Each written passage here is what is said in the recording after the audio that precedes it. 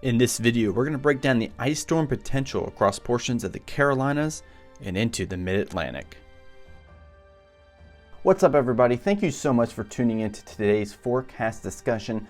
I'm Zach Walters. If it's your first time here, please like and subscribe to the channel. It helps me out a ton. It catches the algorithm just right. It sends out this video to areas that are going to be impacted from this event.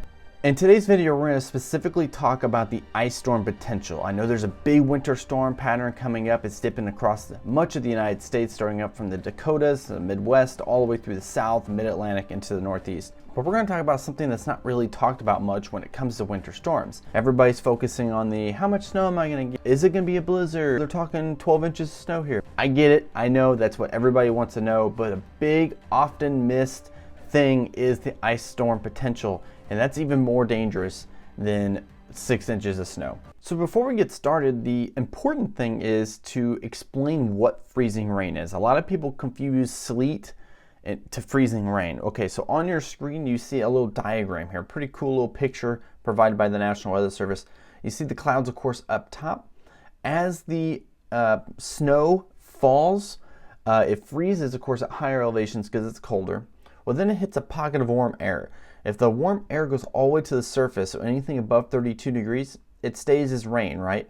But if it just drops at the surface, the frozen precipitation will melt as it hits that warm air pocket, but it will freeze as it hits the cold surface.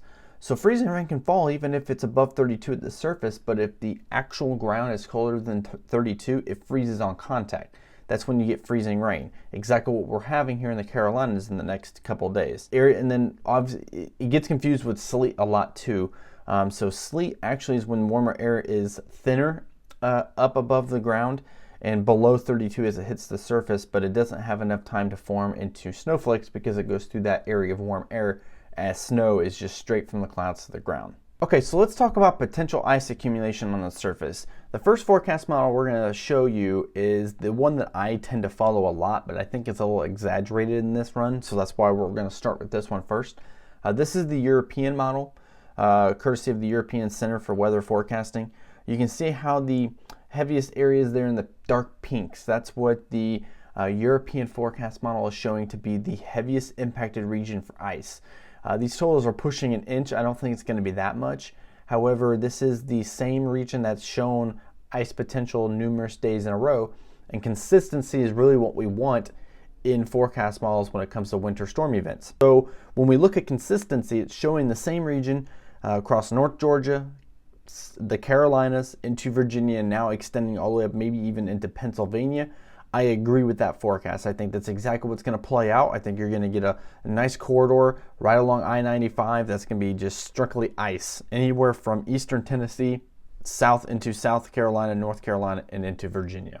Now, on a more realistic snowfall totals map, I turn to the national blend of models, right? They're ensembles that are kind of put together, and they pretty much do the average total. I think this is a lot more legitimate when it comes to totals.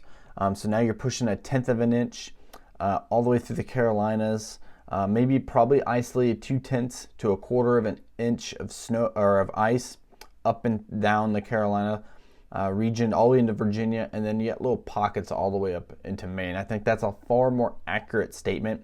It's even showing low ice potential back here toward like in Kentucky and Tennessee, which I also agree with.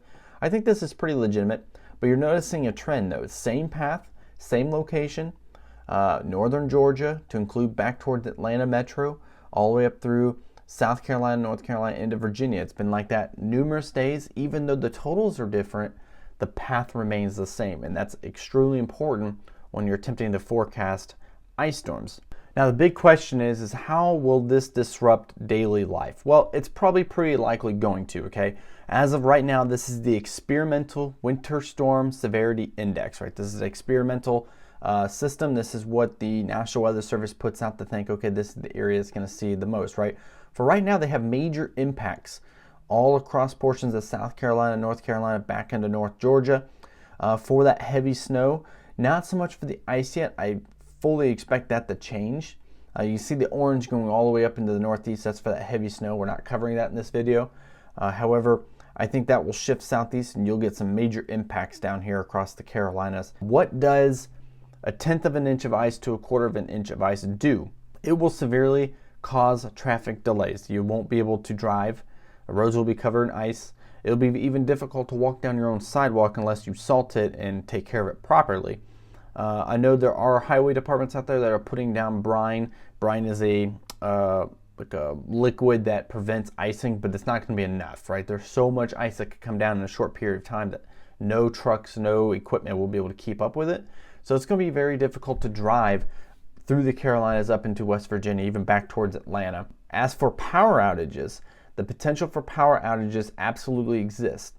I would say most of the region would probably, if they do lose power, a majority of y'all would probably only lose it for a day, if that. In the wildest expectations, you could lose power anywhere from 1 to 5 days. That's how impactful ice can be, and that's what's expected with this event. As for the timing, right? Ice is expected to start around midnight Saturday night and Sunday morning, and then will continue all day Sunday into Sunday afternoon and evening, and eventually push up the northeast by Monday morning, right? You're watching the GIF in front. That's where it's supposed to start, is about midnight on Saturday night going into Sunday morning, and then it just rockets to the north and northeast as the Sunday continues. So if you're a churchgoer, probably not going to be very possible with this event. You might have to stay home. Hopefully they have some Zoom calls for those who are religious. If you're an NFL watcher, you're in luck. You'll be able to stay home, watch some football as long as your power stays on. More updates for this ice storm will continue in the Discord chat. You may join that with the link that's posted in the comments. Thank you guys so much for watching. And again, make sure you like the video, subscribe to the channel, hit that notification bell to stay up to date with more winter weather coverage. I'm Zach Walters. Thank you.